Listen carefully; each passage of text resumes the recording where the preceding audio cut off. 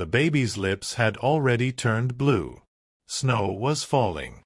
Christmas lights were glowing. People were laughing, shopping, living their perfect holiday moments. And on a cold bus stop bench in the heart of New York, a young mother was slowly freezing to death while trying to keep her newborn alive. Most people walked past. One man almost did too. But what happened next would change 4 lives forever.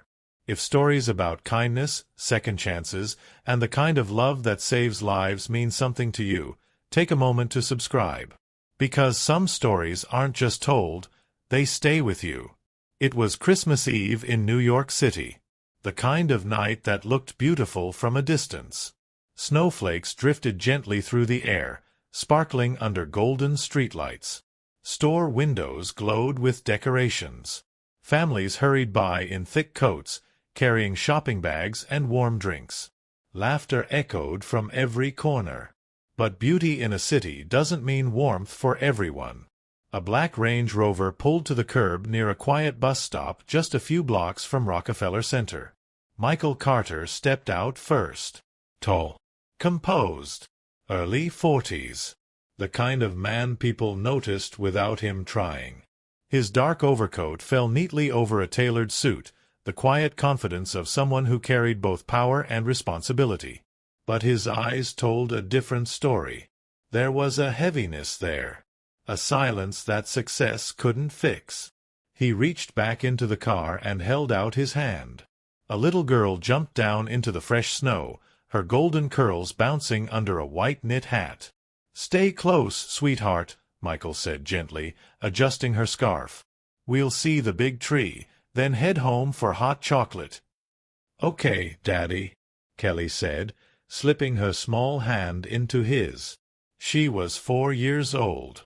Bright, curious, full of life. And for the past 2 years, she had been the only reason Michael Carter kept moving forward. 2 years ago, his wife, Sarah, had died during childbirth. The baby hadn't survived either. Since then, Michael had learned how to function. But he hadn't learned how to feel again. They walked slowly through the decorated streets. Kelly talked non-stop about Santa, cookies, and how many lights they should put on their own tree next year. Michael nodded, smiled when he needed to. But inside, the holidays still felt quiet. Still incomplete. Then Kelly stopped walking. Her hand tightened in his. "Daddy." Her voice had changed. Softer. Concerned. Michael followed her gaze. At the edge of the bus stop, under a flickering route sign, an old wooden bench sat half-covered in snow. And on it was a young woman. She couldn't have been more than 20. Her blonde hair was tangled and dusted with snow. Her sweater was thin, worn, barely enough for early fall, let alone winter. Her body was curled inward, shaking even in sleep. And in her arms was a baby, wrapped in a thin, frayed blanket. The infant's tiny fingers were exposed, trembling in the wind. His cheeks were red from the cold. His breathing looked weak. Slow. Michael's chest tightened. New York had thousands of stories like this. People struggling. People falling through cracks no one could see. You couldn't save everyone. He gently squeezed Kelly's hand and began to turn away. But she didn't move.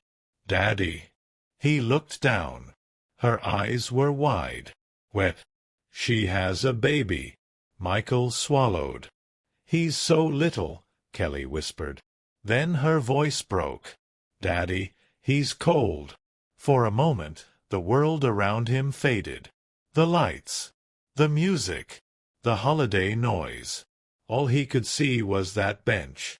2 years ago, Sarah wouldn't have hesitated. She would already be kneeling beside that woman, asking what she needed, offering whatever she had. Sarah never calculated kindness. She just gave it. And now, their daughter was looking at him the same way. Without a word, Michael slowly bent down and began unwrapping the soft red scarf from around Kelly's neck. She didn't protest. She just watched. Michael walked back to the bench and knelt carefully beside the woman. Up close, she looked worse. Her lips had a faint blue tint. Her hands were stiff around the baby, holding him tightly even in sleep, like her body refused to let go. Michael gently laid the scarf over the baby, tucking it around his tiny body. The infant stirred slightly, a weak movement, but didn't wake. Michael hesitated, then reached out and touched the woman's shoulder. "Miss," he said quietly, "you can't stay out here tonight." No response. The wind picked up.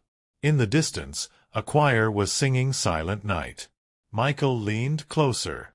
"Miss, please wake up." Behind him, he could feel Kelly watching, waiting, hoping. The woman suddenly jerked awake. Her eyes flew open in panic. For a split second, she looked confused. Then she saw Michael, and saw that he was holding her baby. "No," she gasped, lunging forward. "Give him back." Michael didn't pull away. "He's freezing," he said calmly. "You both are. You need to come inside." She tried to stand, but her legs shook violently. "I don't need your pity," she snapped, reaching for the baby. Michael studied her. Young, exhausted, starving, terrified. But her eyes, they weren't weak. They were defensive, hurt, like someone who had trusted people before and paid for it. The baby let out a faint wheezing cough. Michael adjusted the scarf around him. "I'm not offering pity," he said quietly.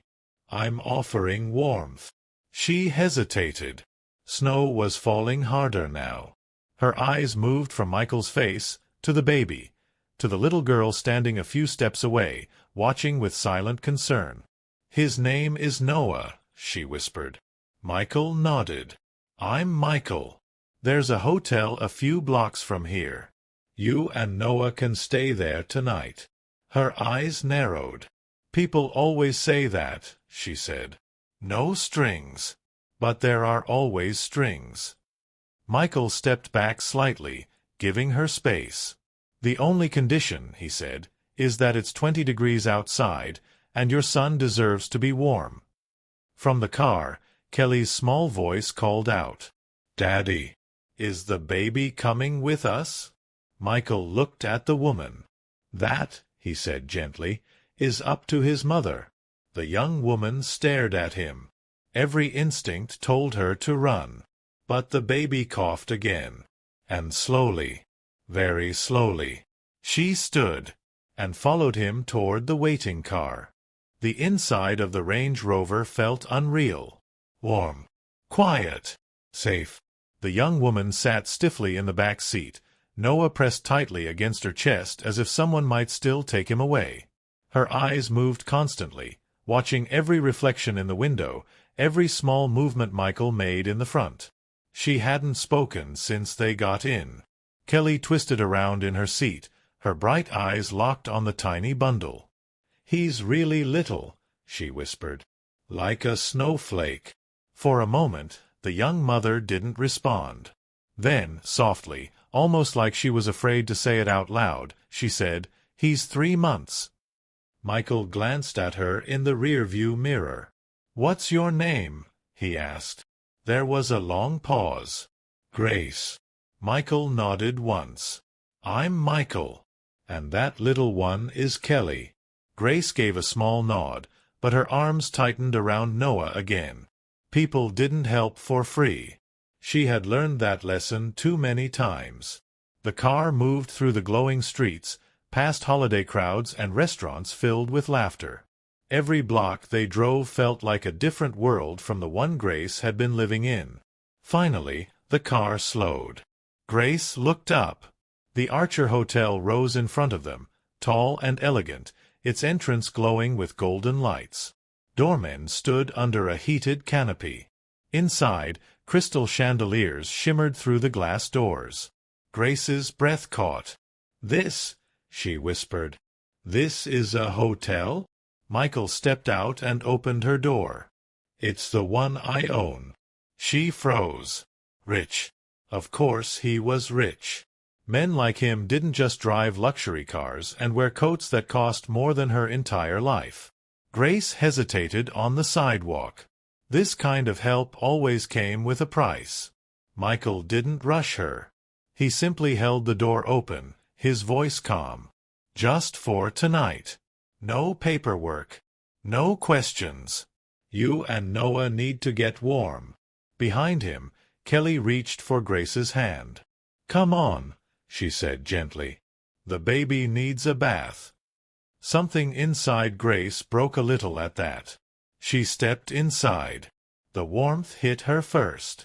Then the smell. Clean air. Fresh flowers. Coffee. Safety. The marble floors shined. The staff greeted Michael with quiet respect. Good evening, Mr. Carter. Michael nodded.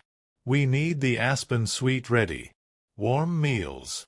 Baby formula. Diapers. Anything infant-related. And a bassinet if we have one. Yes, sir. Right away. Grace stood frozen near the elevator, afraid to touch anything, afraid someone would suddenly realize she didn't belong here. Inside the private elevator, her voice came out small. Why are you doing this? Michael looked at Kelly, who was leaning sleepily against his leg. Because 2 years ago, he said quietly, someone showed my daughter what kindness looks like. I'm trying not to forget. The suite doors opened. Grace stepped inside and stopped. It wasn't a room.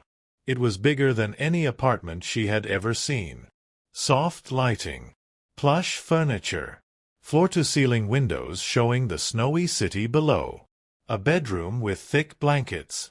A bathroom filled with steam already rising from a running shower. For a moment, she just stood there. Then her legs gave out slightly, and she sat on the edge of the couch, still holding Noah like she might wake up and lose everything.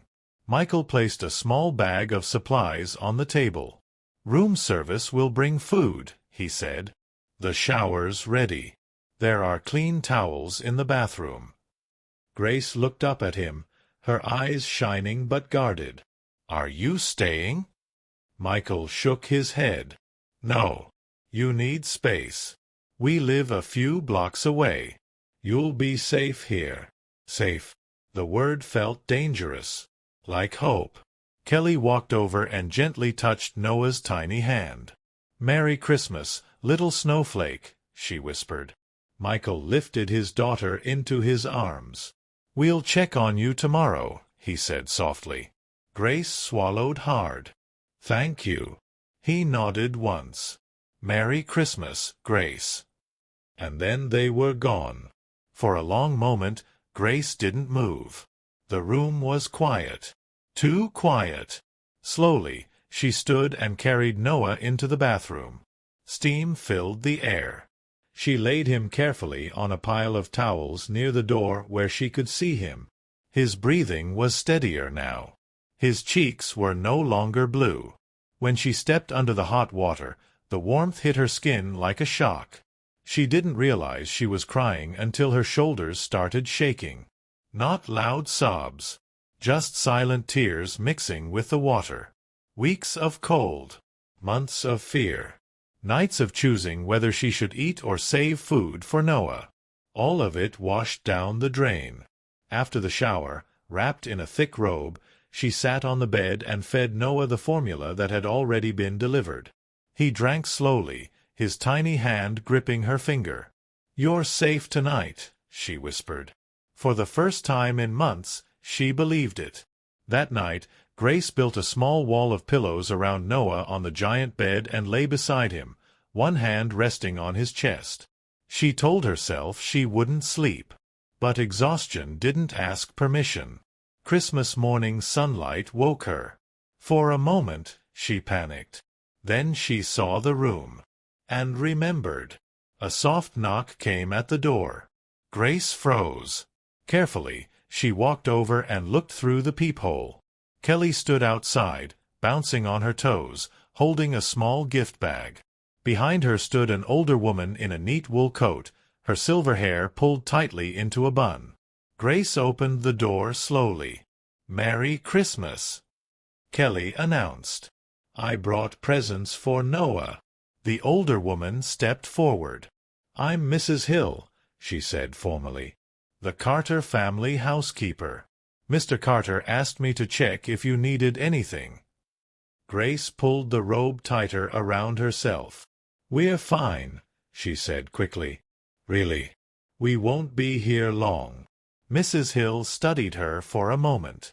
"The suite is paid through the week." Grace blinked.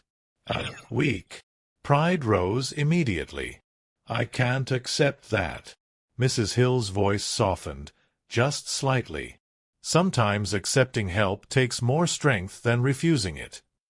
Before Grace could respond, Kelly climbed onto the bed beside Noah. "Can he come see our Christmas tree?" she asked. Grace hesitated. She didn't belong in their world. She shouldn't get used to it. She shouldn't let Noah get used to it. But Kelly's hopeful eyes were impossible to refuse. "If your father says it's okay," Grace said. As if summoned by the words, another knock came. Mrs. Hill opened the door. Michael stood there, dressed casually now, holding 2 cups of coffee. His eyes moved immediately to Grace. "Merry Christmas," he said gently. And for the first time since the night before, Grace felt something unfamiliar stir inside her. Not fear. Not relief. Something quieter. Something more dangerous. Hope. Michael stepped inside slowly, as if he understood that even his presence needed to feel gentle. The warmth from the hallway followed him into the suite, but his eyes stayed on Grace. Not judging. Not studying. Just checking, the way someone looks at another person to make sure they made it through the night. "I brought coffee," he said, holding out one of the cups. "I wasn't sure how you take it, so it's just cream and sugar on the side." Grace hesitated before taking it. Her hands were still slightly cold, and the heat from the cup spread through her fingers like something she hadn't felt in a long time. Care without expectation. "Thank you," she said quietly. Kelly had already climbed onto the bed, sitting cross-legged beside Noah. She carefully pulled tissue paper from the gift bag and revealed a tiny blue stuffed bear. "For him," she whispered, placing it next to the baby. "So he won't be lonely." Grace's throat tightened. Michael stepped inside slowly, as if he understood that even his presence needed to feel gentle. The warmth from the hallway followed him into the suite, but his eyes stayed on Grace. Not judging. Not studying. Just checking, the way someone looks at another person to make sure they made it through the night. "I brought coffee," he said, holding out one of the cups. "I wasn't sure how you take it, so it's just cream and sugar on the side." Grace hesitated before taking it. Her hands were still slightly cold, and the heat from the cup spread through her fingers like something she hadn't felt in a long time. Care without expectation. "Thank you," she said quietly. Kelly had already climbed onto the bed, sitting cross-legged beside Noah. She carefully pulled tissue paper from the gift bag and revealed a tiny blue stuffed bear. "For him," she whispered, placing it next to the baby.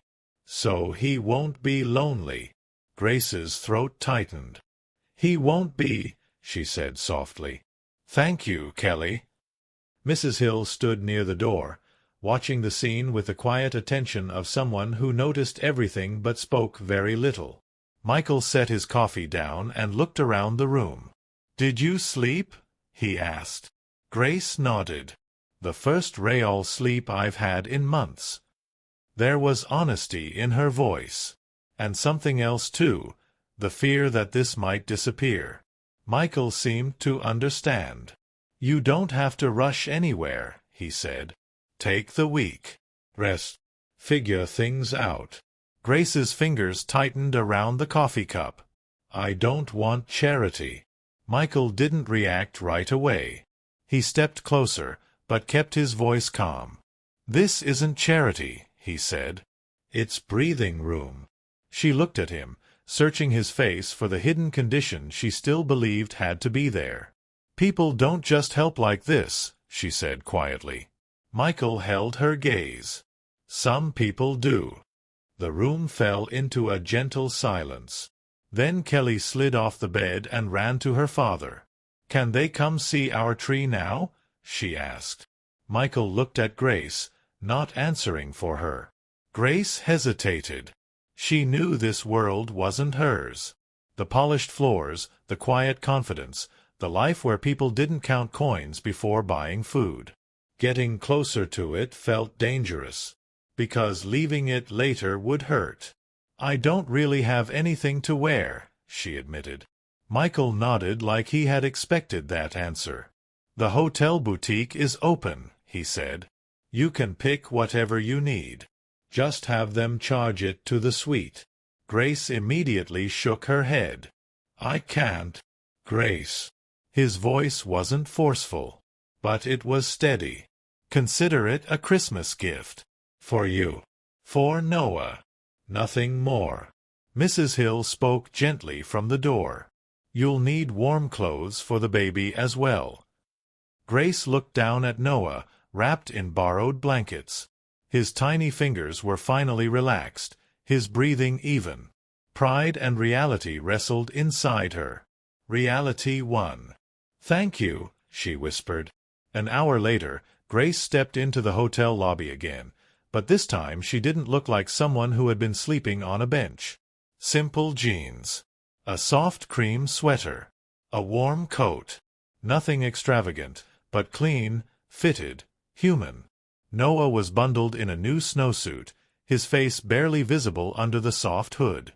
When she walked toward the entrance, Michael was already there with Kelly. Kelly's eyes widened. "You look pretty." Grace smiled, a little shy. "Thank you." The ride was quiet this time. Not tense. Just unfamiliar. Outside the window, the city passed by like a different life. The kind of life Grace had once believed she would have before everything fell apart. The car turned into a private drive. A tall building rose ahead, glass and stone, overlooking Central Park. Grace swallowed. "This is where you live?" Michael nodded. "Yes." Inside, the elevator opened directly into a penthouse. Grace stepped in and stopped. Warm wood floors. Huge windows filled with winter light.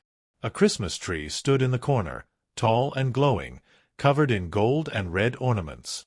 For a moment, she didn't move. She felt like someone had dropped her into a movie. Kelly grabbed her hand. "Come on. This is our home." Grace stepped forward slowly.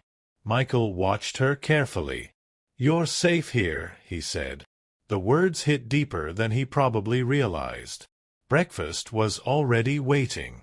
Pancakes shaped like stars, fruit, warm juice. Mrs. Hill moved quietly around the kitchen, but her eyes stayed on Grace and Noah. Not cold, just observant. Kelly gave a full tour of the tree, explaining every ornament like it had its own story. "This one was Mommy's favorite," she said, holding up a glass angel. Michael's expression changed slightly when she said it. Grace noticed. Loss lived here too. Later, they gathered in the living room to open gifts. Kelly's excitement filled the space. Her laughter, her energy. It made the home feel alive. Grace sat quietly, Noah asleep in her arms, watching. Michael walked over and placed a small wrapped box beside her. "This is for Noah." Grace blinked. "You didn't have to." "It was Kelly's idea," he said. Inside was a small silver rattle. Simple. Elegant. "It was hers when she was a baby," Michael added. Grace ran her fingers over it. "Thank you." Michael nodded toward another package. "That one's for you." Grace hesitated before opening it. Inside was a leather-bound sketchbook and a set of professional drawing pencils. Her breath caught. "I heard you studied art," Michael said. "Thought you might like to draw again." For a long moment, she couldn't speak. She hadn't touched real art supplies in nearly a year. Not since survival became her full-time job. Her fingers moved slowly over the smooth paper. "Thank you," she said, her voice unsteady. That was the first time Michael saw her truly smile. Not polite. Not grateful. Real. The day passed quietly after that. Hot chocolate. Stories. Kelly showing her toys. Mrs. Hill's stiffness softening just a little. For a few hours, Grace forgot about the streets. Forgot about fear. Forgot about tomorrow. But later that afternoon, while Kelly rested and Noah slept in a makeshift bassinet, Grace found herself alone in the kitchen with Michael. "You have a beautiful home," she said softly. Michael leaned against the counter. "It's been quiet for a long time." Grace hesitated. "Your wife?" Michael nodded, his eyes moving toward the window. "Sarah. She died during childbirth. We lost the baby too." Grace's chest tightened. "I'm sorry." He gave a small nod.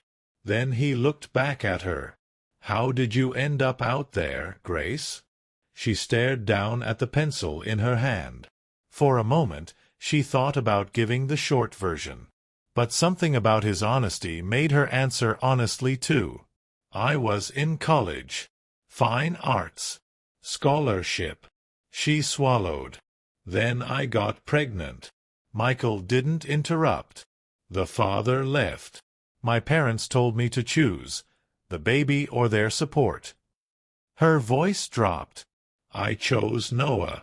Silence filled the kitchen. No money. No place to go. Shelters at first. Then the streets. Michael's voice was quiet. "You kept him." Grace looked up.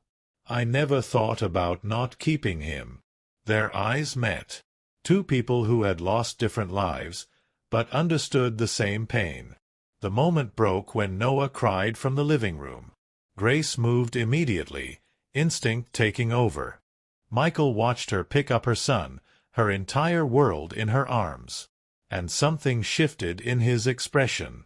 Later that evening, as the city lights came on outside the windows, Michael found her standing alone near the tree. "I want to offer you something," he said carefully. Grace's body tensed instantly. Michael noticed. "Not that kind of offer," he said quickly. "Just an option." She waited. "I have a guest house in Connecticut," he continued. "Private. Furnished. You and Noah could stay there for a while. A month, maybe. Until you get back on your feet."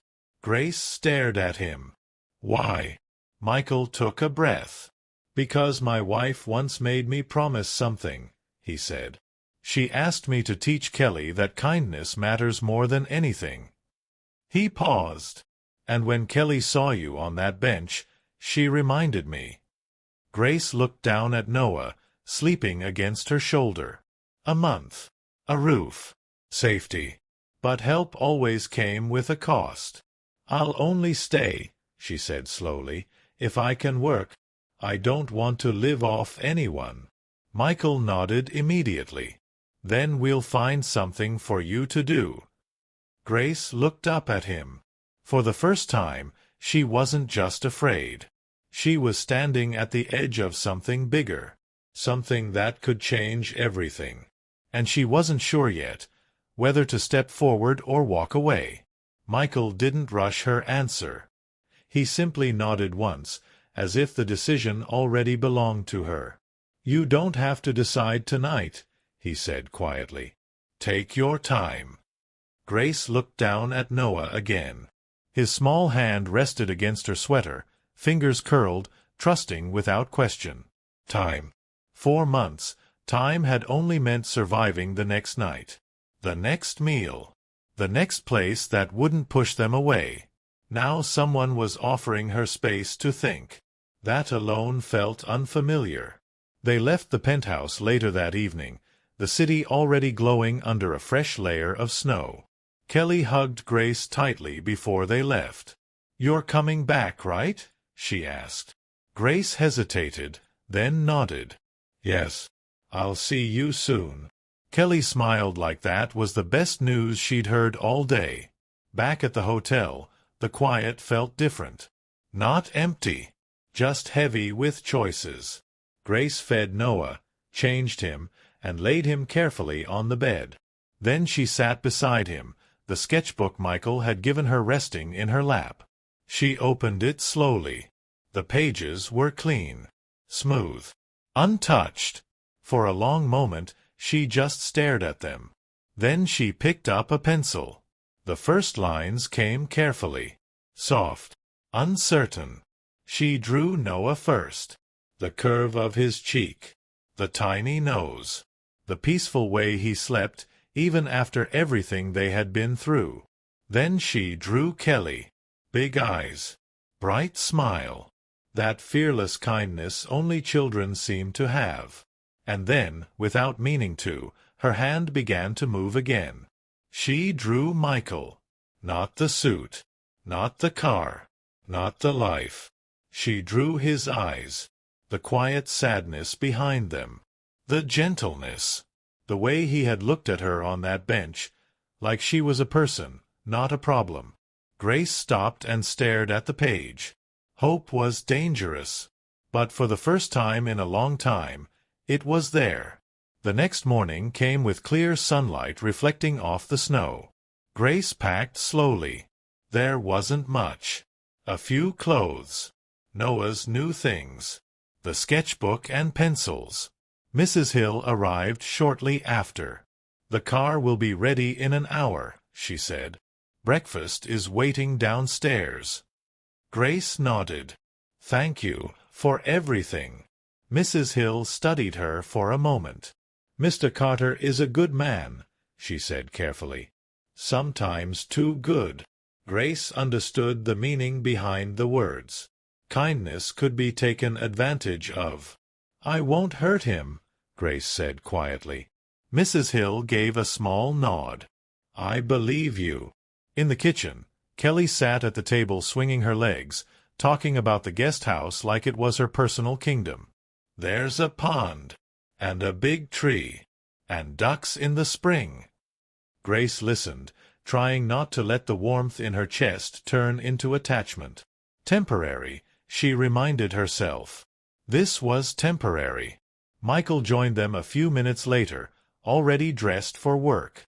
He knelt beside Kelly, kissing her forehead. Then he looked at Grace. "Mrs. Hill will take you to Connecticut," he said. "I've got a meeting I can't move. I'll come tomorrow." Grace nodded. There was a strange feeling in her chest. Disappointment. She didn't like that feeling. "Thank you," she said instead. The drive out of the city was quiet. Buildings slowly gave way to suburbs, then open land, then quiet roads lined with bare winter trees. Grace watched the landscape change through the window, Noah sleeping against her chest. Every mile felt like she was leaving one life behind. The estate appeared beyond a set of stone gates. The main house stood in the distance, large and impressive, but the car turned down a smaller path instead. The guest house came into view. It wasn't small. A stone cottage with wide windows, a wraparound porch, and smoke already rising from the chimney. Grace stepped out slowly. It looked like the kind of place people went to escape the world. Inside, the warmth wrapped around her immediately. Wood floors, a large fireplace, comfortable furniture, a kitchen stocked with food, upstairs bedrooms already prepared. Mrs. Hill moved through the space, pointing things out. "There's food in the refrigerator. Linens upstairs. The phone connects to the main house if you need anything." Grace stood in the center of the living room, overwhelmed. This wasn't survival. This was living. "Thank you," she whispered. Mrs. Hill's expression softened. "Mr. Carter asked me to make sure you and the baby were comfortable." After they left, the quiet settled in. Grace walked slowly through the rooms, touching the furniture like she expected it to disappear. That evening, after feeding and bathing Noah, she stood by the window watching the snow-covered grounds. The silence here was different from the city. Peaceful, but also lonely. She thought about Michael. About the way he spoke carefully, like he didn't want to push her. About Kelly's easy affection. About the life they lived, and the distance between that life and hers. 1 month, she whispered to herself. Just enough time to rebuild. Just enough time to figure out what came next. Upstairs, Noah slept in a real crib for the first time in his life. Grace opened her sketchbook again. This time, her hand moved faster.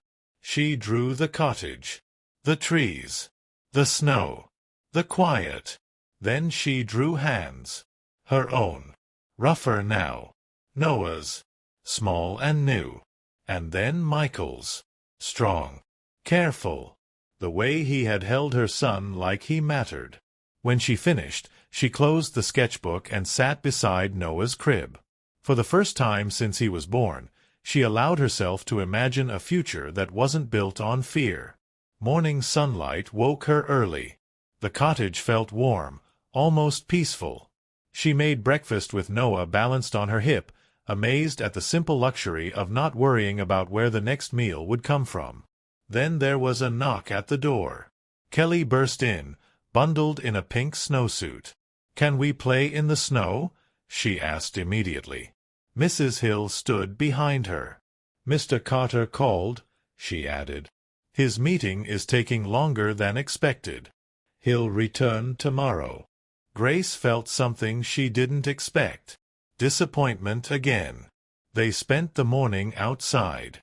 Kelly showed her the frozen pond, the trails, the places she liked to explore. For a few hours, Grace forgot everything else. Forgot the streets. Forgot the fear.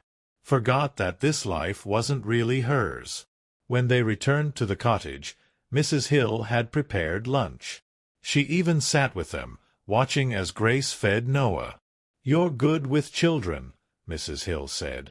Grace smiled faintly. "He's the only thing I've ever been good at." Mrs. Hill studied her carefully. "Mr. Carter has done his best since his wife passed," she said. "But some things a father can't replace." Grace understood what she meant. Later that afternoon, while Noah slept, Grace sat at the dining table sketching. She was so focused she didn't hear the car outside. The knock that followed was firm. Professional. Grace opened the door.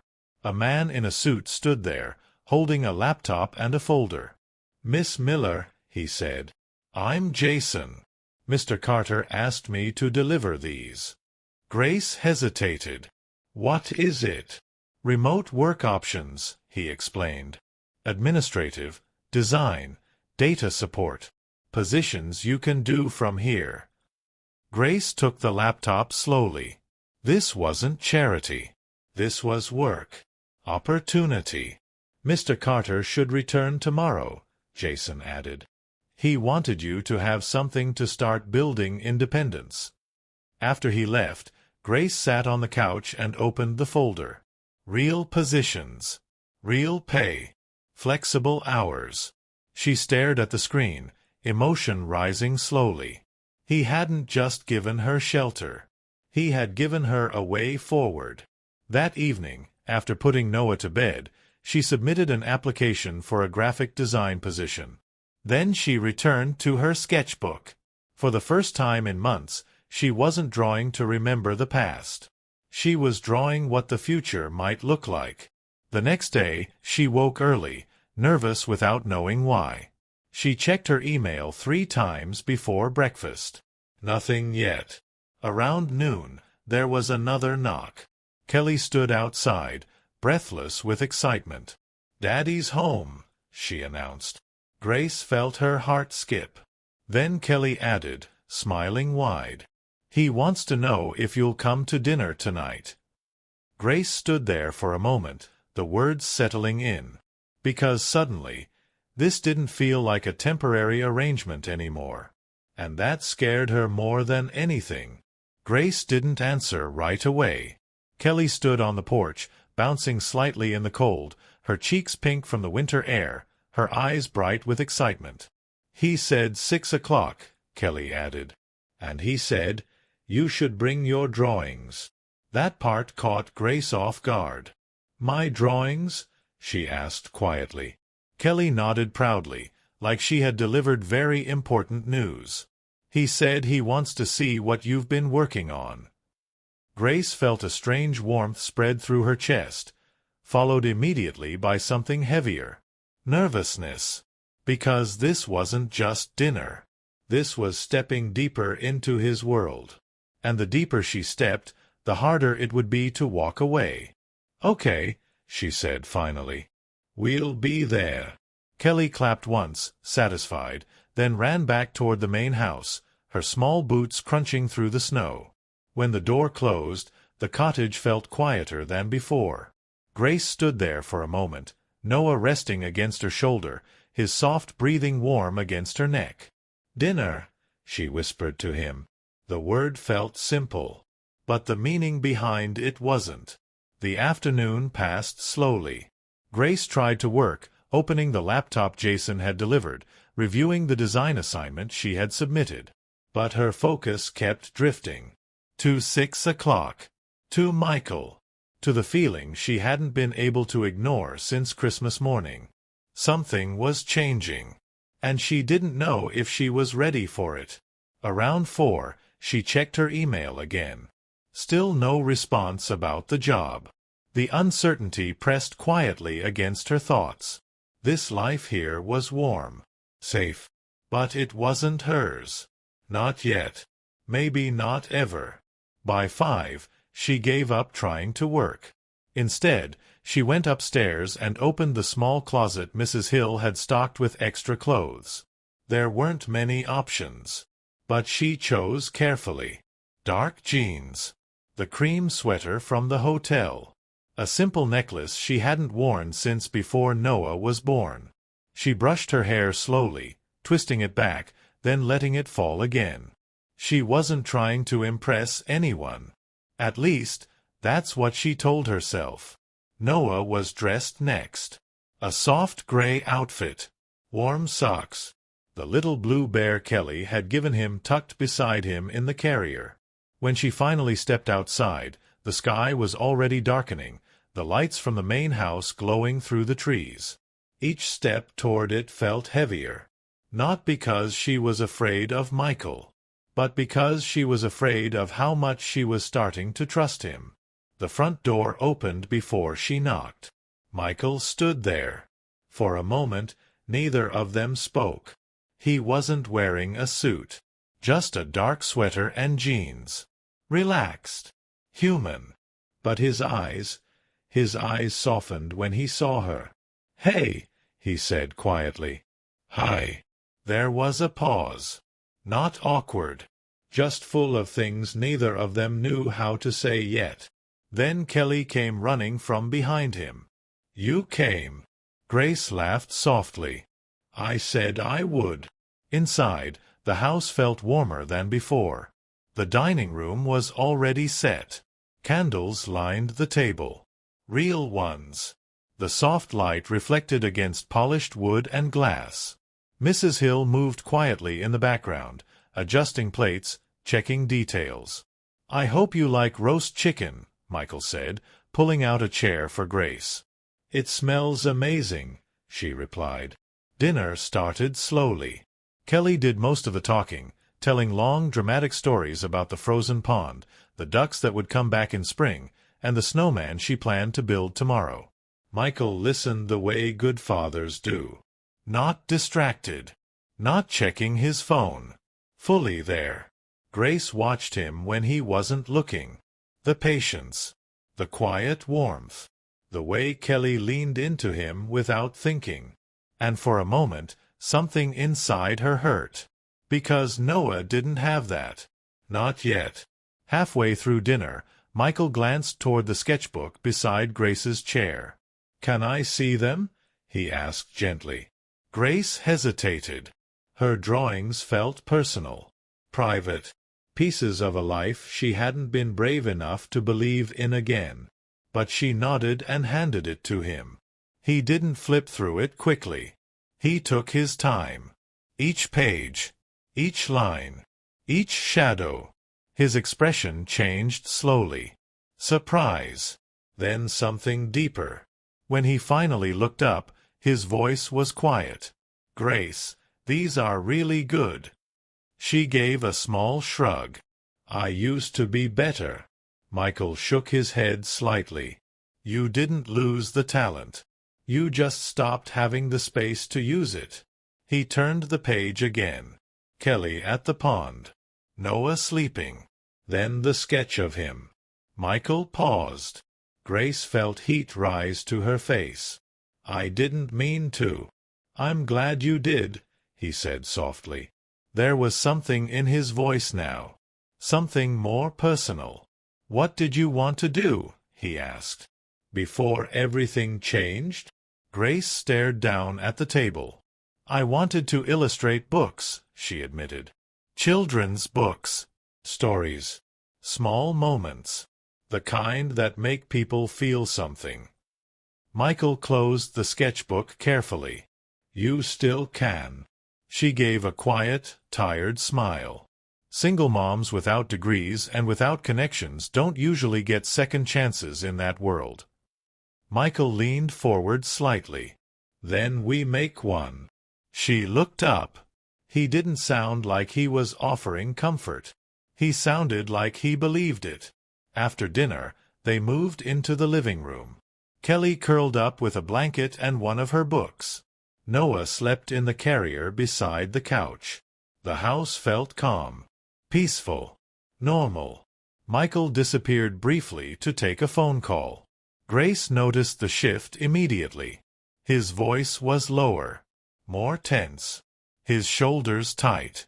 When he came back, the warmth hadn't fully returned to his expression. "Everything okay?" she asked quietly. He hesitated. "Just business. Something I've been dealing with for a while." Grace nodded. She understood pressure. Different kind, different world. But pressure was pressure. Later, when Kelly had been taken upstairs and the house had gone quiet, Michael walked Grace back toward the door. Snow had started falling again. They stopped on the porch. For a moment, neither of them spoke. Then Michael cleared his throat. "I heard back from Jason today." Grace's heart jumped. "And?" "You got the design position," he said. "Part-time.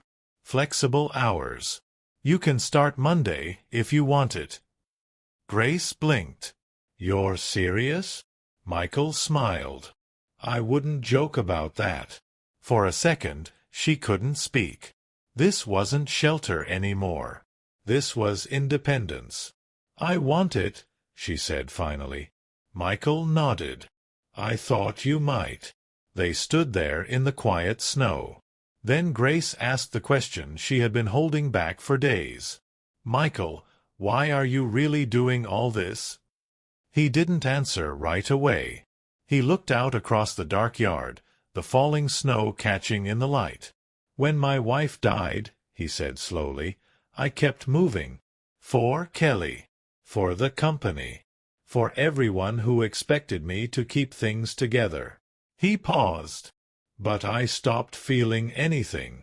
Grace listened without interrupting. "Then Christmas Eve," he continued, "I saw you on that bench. And it wasn't pity." He looked at her. It was recognition. Grace felt her breath catch. "You were fighting for your child the same way I was fighting for mine." The snow fell quietly around them. "For the first time in a long time," Michael said softly, "I felt like I could actually help someone. And it reminded me of the man I used to be." Grace swallowed.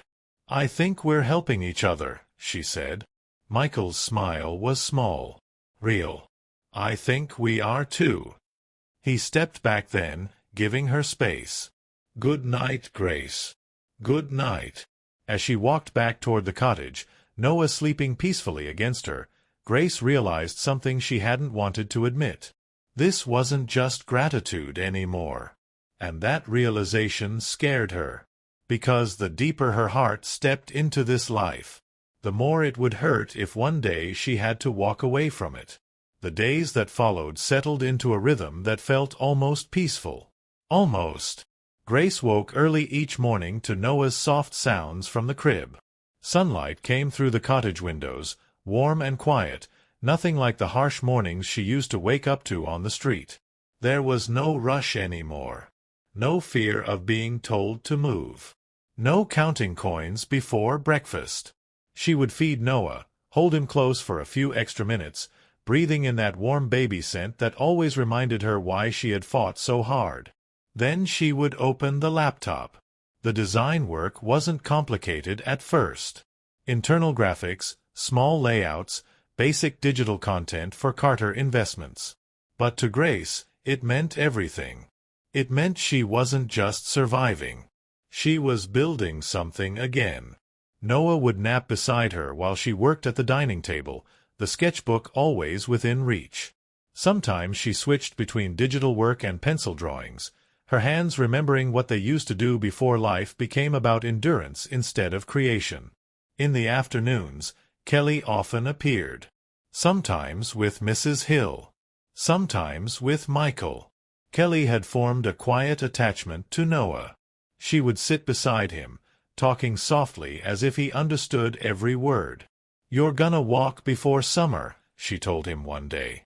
"Then I'll teach you how to chase ducks." Grace smiled from the table. For the first time in a long time, she could picture Noah having a childhood. A real one. When Michael came by, the air always shifted slightly. Not tense. Just aware. Their conversations stayed simple at first. Work updates. Kelly's stories. Small things. Comfortable things. But there were moments when the silence between them felt full. Like both of them were aware that something deeper was growing, even if neither one was ready to say it. Still, Grace kept a quiet boundary inside herself. This was temporary. It had to be. Because people like Michael didn't build lives with people like her. And believing otherwise would only end in heartbreak. But as the second week passed, she began to notice something else. Michael was changing too. His visits became shorter. His phone rang more often. Sometimes he would step outside to take calls, his voice lower, his shoulders tight. Once, he canceled an afternoon with Kelly at the last minute. Grace saw the disappointment in the little girl's face. "He promised," Kelly said quietly. Grace knelt beside her. "Sometimes grown-ups have problems they don't know how to fix right away," she said gently. Kelly nodded, but her eyes stayed on the driveway long after the car was gone. Whatever Michael was dealing with, it wasn't small. And the weight of it was starting to show. 2 weeks into their stay, Grace was working at the cottage table when a black town car pulled up outside. It wasn't Michael's vehicle. The car stopped near the porch. A man stepped out. Tall. Impeccably dressed. Older. Silver hair, sharp features, the kind of presence that carried authority without effort. Grace's stomach tightened. Something about him didn't feel warm. He walked up to the door and knocked once. Firm. Controlled. Grace picked up Noah before opening it. "Yes." The man smiled, but it didn't reach his eyes. "Miss Miller, I assume." Grace didn't answer right away. "I'm Victor Reynolds," he continued. "I believe you're currently living on Mr. Carter's property." The name meant nothing to her. "What do you want?" she asked. Victor glanced past her into the cottage, taking in the space, the warmth, the life she had only just begun to rebuild. "I'd like to make you an offer." "I'm not interested." She started to close the door. His hand came up, not forceful, but enough to stop it. "Miss Miller, I think you should hear this. It concerns your future. And your child's." Grace hesitated. That was the one thing that could stop her. Victor continued calmly. "I run Reynolds Investments. We're a direct competitor to Carter Investments." Grace's grip tightened on Noah. And Victor's voice remained smooth. I know your situation. Former art student. Homeless until recently. Now working part-time for Carter. Living here temporarily. Grace felt a cold wave move through her. How did he know all that? I'm offering you something better, Victor said. A full-time position with my company. Real salary. Benefits. An apartment in the city. Stability. Grace stared at him. Why? Victor's expression sharpened slightly. Because Michael Carter is distracted, he said. His board is concerned. His judgment is being questioned. Grace's heart began to pound. Your presence here, Victor continued, has created rumors. Questions. Investors don't like uncertainty. The meaning behind his words settled slowly. He wasn't helping her. He was removing her. I'm not a problem, Grace said quietly. Victor gave a small, almost amused smile. You're not the problem, Miss Miller. You're the weakness. The words hit harder than she expected. If you accept my offer, he continued, you get security. Your child gets a future. And Carter gets his focus back. Grace felt anger rise, sharp and steady. You want me to leave. I want you to be practical, Victor replied. Because when your month here ends, what then? Back to shelters? Back to uncertainty. For a moment, fear tried to speak. But then she looked down at Noah. And something stronger answered. I won't be used to hurt him, she said firmly. Victor's eyes hardened. You're being emotional. I'm offering reality. I already know reality, Grace replied. She stepped back and closed the door. This time, he didn't stop her. Through the window, she watched him return to the car without looking back. The engine started. The car disappeared down the long driveway. Only then did Grace sit down, her hands shaking. He was right about one thing. In 2 weeks, their month would be over. And she didn't know what came after that. Later that afternoon, Michael arrived. The moment he saw her face, he stopped. What happened? Grace told him everything. Victor. The offer. The conversation. The silence that followed was heavy. Michael's jaw tightened. I should have expected this, he said quietly. Who is he? My main competitor, Michael replied. He's been trying to take control of my company for months. Grace swallowed. So I really am a problem. Michael looked at her sharply. No. Your leverage. He ran a hand through his hair. He's using assumptions. The rich man helping the poor woman. People love to turn that into something ugly. Grace's voice dropped. Then maybe I should take his offer. Leave before I make things worse for you. Michael stepped closer. Don't say that. His voice wasn't loud, but it carried something deeper.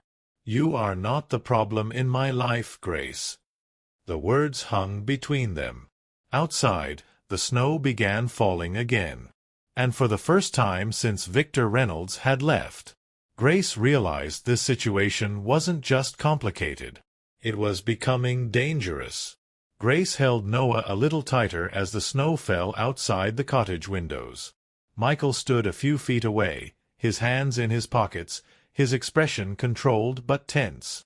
The calm steadiness she had come to recognize in him was still there, but underneath it, something harder had surfaced. Victor Reynolds doesn't play fair, he said quietly. If he thinks he can pressure you to get to me, he will. Grace looked at him. I don't want to be something he can use. You're not, Michael said immediately. But she shook her head.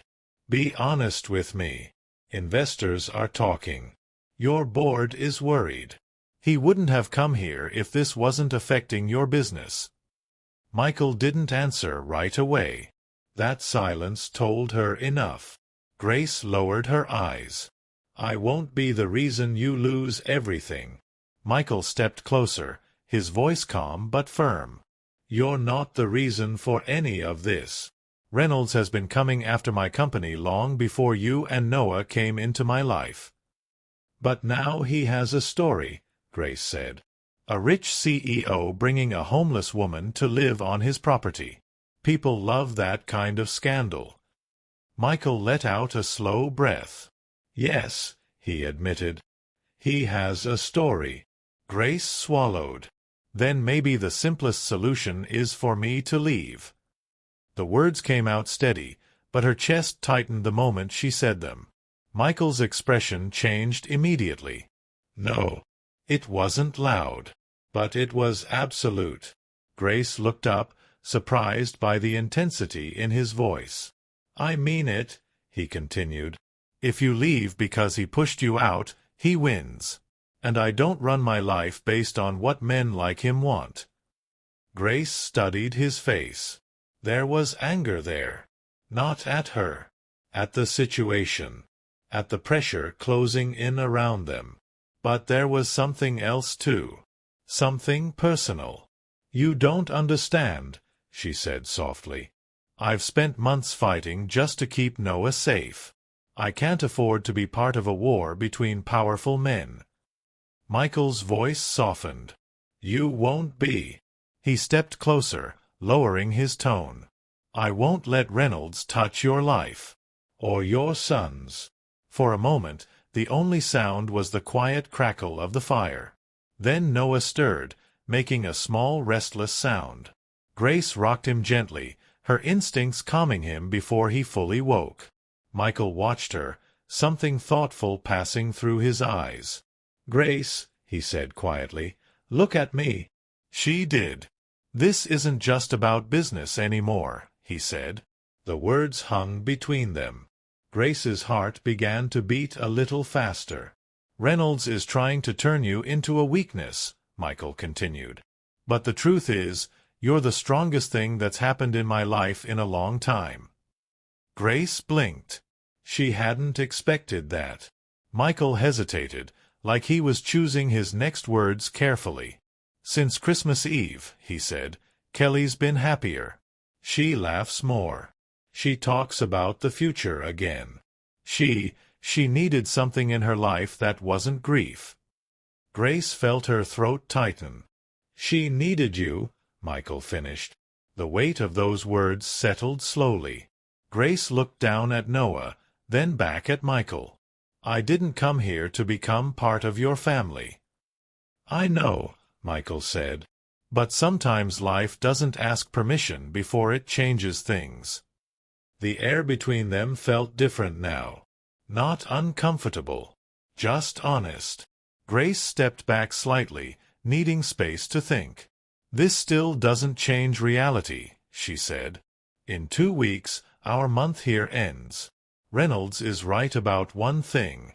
I need a plan that doesn't depend on anyone else." Michael nodded. "And you'll have one. The job is real. Your work is good. Jason already told me your first designs were approved." Grace looked up, surprised. "They were." Michael gave a small smile. "More than approved. They want you involved in a bigger project." For the first time that day, a small spark of hope flickered in her eyes. "I didn't tell you yet," he added, "because I wanted you to hear it officially. But you're doing this on your own, Grace. You're not a charity case."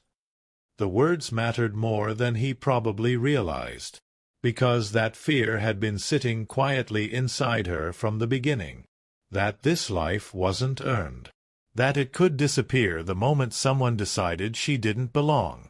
"I want to stand on my own," she said. "You will," Michael replied. There was another pause. Then Grace asked quietly, "And what about you?" Michael raised an eyebrow. "What do you mean?"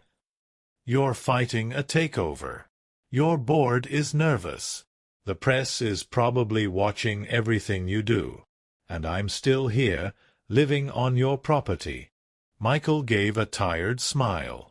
You're not the biggest risk in my life right now. Grace didn't smile back. I don't want to make your life harder. Michael's voice dropped. You don't. He hesitated again. Then he said something he hadn't planned to say yet. What makes it harder is the idea of you leaving. Grace felt the words land deep in her chest. For a moment, neither of them moved. The snow outside had started falling heavier now, covering the grounds in quiet white. Michael stepped back then, as if he had said enough. I need to handle Reynolds, he said. And the board. Things might get busy for a few days. Grace nodded. I understand. He walked toward the door, then paused. Grace. She looked up. No matter what happens with the company, you and Noah are safe here. There was no hesitation in his voice. No business tone. Just certainty. After he left, the cottage felt very quiet again. Grace sat on the couch with Noah sleeping against her chest. Safe. The word sounded comforting. But it also scared her. Because safety had a way of turning into attachment. And attachment could turn into loss. Later that evening, after feeding Noah and putting him to sleep, Grace opened her sketchbook. Her hands moved slowly at first. Then faster. She drew Michael the way she had seen him that afternoon. Standing in the doorway. Tired. Determined. Protective.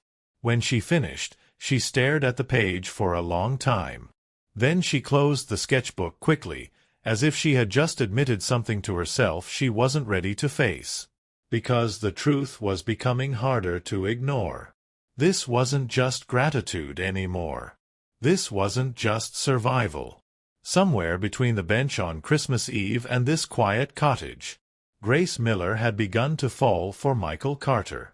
And outside, as the snow kept falling, she realized something that made her chest tighten. If Reynolds couldn't take Michael's company, he might try to take something else from him instead. That night, Grace barely slept. Every sound outside the cottage felt louder. Every passing car made her glance toward the window. Reynolds' words echoed in her mind, not because she believed him, but because she understood something about people with power. They didn't stop when they lost. They changed tactics. Morning came gray and heavy, the sky thick with clouds. Noah woke early, restless, as if he could feel the tension that sat quietly in his mother's chest. Grace held him longer than usual. "We're okay," she whispered against his soft hair. "No matter what happens, we're okay." But she wasn't completely sure anymore. Late that morning, her phone rang. It was Jason. "Grace," he said quickly, his tone more urgent than usual. "I need to give you a heads up. There's going to be a story released this afternoon." Her stomach dropped. "What kind of story?" "Reynolds pushed it," Jason continued. "They're framing it like a scandal. Saying Michael brought a homeless woman onto his estate, questioning his judgment, his leadership, implying there's something inappropriate." Grace closed her eyes. "So this is the move," she whispered. "Yes," Jason said. "The board is already nervous. Michael's been in meetings all morning trying to control the damage." After the call ended, Grace sat very still. This was exactly what she had been afraid of. She wasn't just a weakness anymore. She was the weapon. By afternoon, the article was everywhere. Photos taken from a distance. Shots of her walking with Kelly. Images of the cottage. Headlines filled with words like distraction, emotional instability, poor judgment. Grace read it once. Then she closed the laptop. Because none of it mattered as much as one truth. If Michael lost his company because of her, she would never forgive herself. By evening, she had made a decision. She packed quietly. Not much. Just what she had brought. Noah's clothes, the sketchbook, the laptop. She left everything else behind. The cottage looked the same as it had the day she arrived. Warm, safe, temporary. Grace wrote a short note and placed it on the kitchen table. Thank you for giving us a chance to breathe. But your life is too important to risk for us. I won't let kindness become your weakness. Then she picked up Noah and walked toward the driveway. The air was cold, the sky already darkening. She didn't know where they would go, but she had lived without safety before. She could do it again. Halfway down the long drive, headlights appeared. A black SUV stopped directly in front of her. The driver's door opened. Michael stepped out. His coat was unbuttoned, his hair slightly disordered. He looked like he had come straight from the city without stopping. For a moment, neither of them spoke. Then his eyes dropped to the bag in her hand. You were leaving. It wasn't a question. Grace nodded. This is my fault, she said quietly. The article, the pressure, it's exactly what Reynolds wanted. Michael walked closer, his voice low but steady. And you think leaving fixes that? It removes the story, she said. It protects your company. Michael shook his head slowly. Grace, the story isn't the problem. She looked up at him. Then what is? Michael's eyes held hers. The problem is a world where kindness looks suspicious, where helping someone is seen as weakness. Grace's voice broke slightly. You're fighting for thousands of employees, for investors, for your daughter's future. You can't risk all of that for me. Michael stepped closer. I'm not risking anything for you. Grace frowned. What does that mean? It means I already made my decision this morning, he said. Her heart skipped. What decision? Michael took a slow breath. I stood in front of my board and told them the truth. That I helped a mother and her child because it was the right thing to do. That if compassion made them question my leadership, then they didn't understand the company I was building. Grace stared at him. What did they say? Michael's expression softened. They voted. The silence stretched. And they chose to keep me. Grace felt her knees weaken slightly. Reynolds lost his leverage, Michael continued. The press story died the moment the board stood behind me. The tension that had been holding her for days finally broke. You should have told me, she whispered. I tried, he said gently. But you were already walking away. Grace looked down at the bag in her hand. I thought I was protecting you. Michael's voice softened. You were. He stepped closer, close enough that she could see the exhaustion in his eyes, and something deeper. Grace, I need you to understand something. She looked up. This was never about charity, he said quietly. And it was never temporary for me. Her breath caught. I didn't just bring you here because you needed help, he continued. I brought you here because something changed the moment I saw you fighting for your child. The snow had started falling again, light and slow. Kelly smiles again because of you, he said. This house feels alive again because of you. Grace's voice trembled. Michael, I don't belong in your world. He shook his head. You do. Because you didn't ask for any of it. Because you were ready to walk away rather than let my life be damaged. He took one more step closer. That's not weakness, Grace. His voice deepened. That's the kind of strength I want beside me for the rest of my life. Tears filled her eyes before she could stop them. I was so scared, she admitted. Scared this was just a beautiful pause before everything went back to the way it was. Michael reached for her hand. Then don't live it like a pause. He looked at Noah, sleeping peacefully in her arms. You saved him on that bench. You chose him when it cost you everything. Then he looked back at her. Let me choose you now. Grace broke then. Not from fear. From relief. From the weight of months of fighting alone finally lifting. She stepped forward, and Michael pulled her into his arms carefully, gently, like something fragile and precious. And for the first time since that freezing night at the bus stop, Grace felt what home actually meant. Not a place. Not wealth. Not security. People. Time moved forward the way it always does. The cottage remained their weekend retreat, but Grace and Noah moved into the main house. Her design work grew into larger projects. Her sketches became real opportunities. Her name began to appear in places she had once only dreamed about. Kelly never stopped calling Noah her little snowflake. And every Christmas Eve, Michael drove the family past that same bus stop. Not out of sadness, but as a reminder. Because sometimes, the most important turns in life don't happen in boardrooms or offices. They happen when someone decides to stop walking. When someone chooses kindness over comfort. When someone believes that another human being is worth the risk. And that was the truth Grace carried with her forever. Love doesn't come from wealth. Security doesn't come from power.